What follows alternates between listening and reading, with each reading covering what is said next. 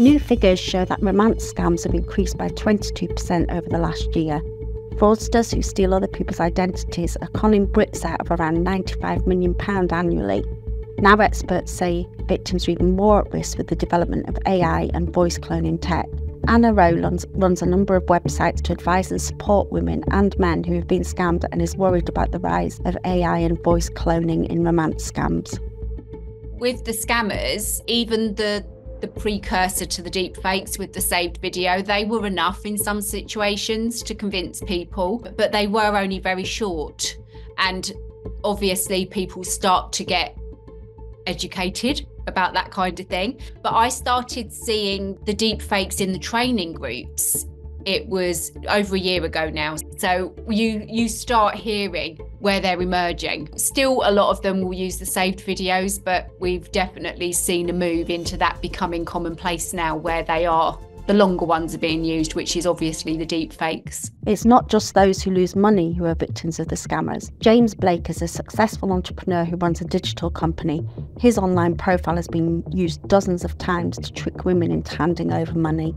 So initially, I was actually sat in my office and one of the guys in the office said, "James, did you just follow me from a new Instagram?" And I sort of like, no. Not too sure what that is. Let me have a look. I looked at it and it was a fake profile. So we kind of had a bit of a laugh about it. It was nothing very serious. At that point, you're kind of thinking this is a kid in his bedroom messing around. And then just progressively over the next couple of weeks, more and more and more of them started cropping up. And that was quite peculiar. Kept reporting them, trying to get them removed, things like that. Told my followers, look, there's fake profiles going about and all that kind of stuff. And then I started getting messages from mainly women who said, "Are you talking to me on this dating app? Are you talking to me on this dating app?" and etc. And I was shocked because I wasn't on dating apps. So I said, "No, I'm not, sorry, that's obviously a fake profile, sorry about that." And then it just kind of started snowballing, and then I was waking up every day to 10, 15 messages from mainly women saying, "Hi, I'm chatting to you and such. I've realised now it's a fake profile from finding you, and I've given them X amount of money because they wanted to help me with investment or they needed it for X, Y, and Z." And these amounts vary from a couple of £100 right up to £50,000 all over the world. So I feel like the scammers intentionally didn't target the UK, Northern Ireland, because there would probably be more of a probability of being rumbled because somebody might know who it was or something like that. Whereas whenever they're targeting people in America, Russia, all over the place, I'm all known there at the minute. So, they're not going to know who I am. So I feel like that's why they chose the global approach. And these women were all over the world. And as I say, the money they lost was anywhere from a couple of hundred right up to 50,000, and this is only that I'm aware of, by the way. So there could be other people out there with a lot more. Anna Rowe was herself tricked by an unscrupulous partner who had multiple fake Tinder profiles and was married. She says victims go through a process of being love-bombed and groomed before scammers ask for cash. Victims go through a grooming process, love bombing, trauma bonding, and coercive and controlling behaviours to make you compliant and complicit. The grooming process is literally where they are finding out all about you. They are establishing what they want you to know about them. They are finding out things that they can use against you in later on within the scam, if you like. And they're also creating that connection with what you're telling them. They almost mirror. It's called mirroring. So they're mirroring it back at you. They're mirroring yourself back at you. So the qualities that you're displaying, they will mirror them back in a slightly different way so that it all feels very familiar and comfortable and right. And you get to that point where it's almost like you were meant to be together because that person fits you. It's that kind of scenario that they create. And then the love bombing hits in. So the love bombing is where they will ensure that they are never out of your thoughts. So I was getting bombarded with messages morning, noon and night when we weren't together for victims of online romance fraud that never lets up. It's huge, really, really huge. part of it. With mine, he would like surprise me with surprise visits when I didn't think I was going to see him, and he would tell me that he was really possessive over me.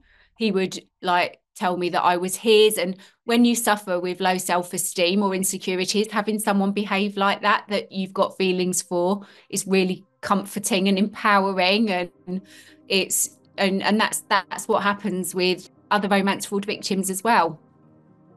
And then comes the trauma bonding, and they start putting you on a bit of a roller coaster. So if you imagine you've had this really intense, incredible relationship created, and then they will start testing you with little things. So they might ask you something, and if you don't react in the way that they want, they will punish you by going quiet, making you fear that you're going to lose that amazing connection. You think it's you. Or they will bring into the scenario that something terrible has happened. So mine, even though he was here in person with me, all of the little things that they use are the same. He stood here with tears in his eyes, telling me his mum had been diagnosed with cancer, describing the symptoms and the treatments that she would go through. It would all be terrible if any of it was true. It wasn't. He didn't talk to his mum. But what that did, he knew that in that grooming process, I'd told him that I never gave up on people, and that I needed to be needed. That's part of who I was. And I would then get from him, please don't leave me if our plans have got to change. I can't do this without you. I can't be on my own. I need your support. He was drawing me back, keeping me close. And it also meant that if he didn't want to carry out something that we'd arranged, he knew I was never going to challenge him by pushing him into, well, why are you letting me down? You know, I was never going to be like that. So it kept me close and made me very easy to manipulate in that way. Last year, James produced a BBC 3 documentary to find the criminals who stole his online identity. He discovered scammer compounds in places like Myanmar and Cambodia, where trafficking victims are forced to spend hours trying to get money out of people looking for love. I think, when we were making the documentary, I actually interviewed one of the guys that was in a compound, and he was talking about the criteria they're told to look for when they're identifying somebody to impersonate. And that criteria is things like seemingly a luxury lifestyle, a certain type of appearance, a certain kind of, I suppose, persona online, and even down to little things like has pets and is a pet lover. And I have a little dog and I love her to bits, and I would post her on social media and stuff.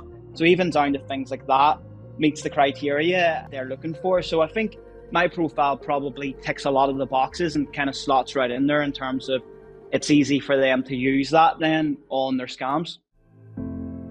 Mike Andrew of National Trading Standards says AI tech is of concern, but there are measures people can take to protect themselves from romance scammers.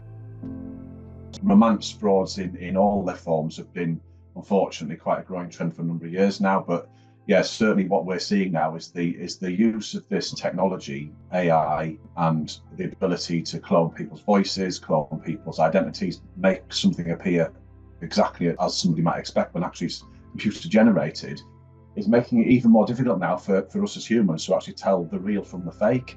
I think the point you made there is a really good one. People have to be on their guard wherever they're going online, using their watches, using their phones, using all sorts of different apps, because yes, although we still do see a lot of focus on social media and some of the more traditional online dating sites and apps like Tinder and the like, people do still unfortunately get caught up with romance scammers on those platforms. But increasingly there's a diverse range, like you say, and that just emphasises the point that scammers will use any means necessary to try and target their victims, and they'll always be looking for innovative and creative ways to do that. So people really need to be on their guard, and if they start getting unexpected and persistent contact from somebody, and particularly if during the course of that contact they then start being asked for money to help with sudden medical bills, or they've been caught stuck abroad somewhere and they can't return home, so they need travel costs, anything like that where you're unexpectedly asked for money, it should be a big red warning flag.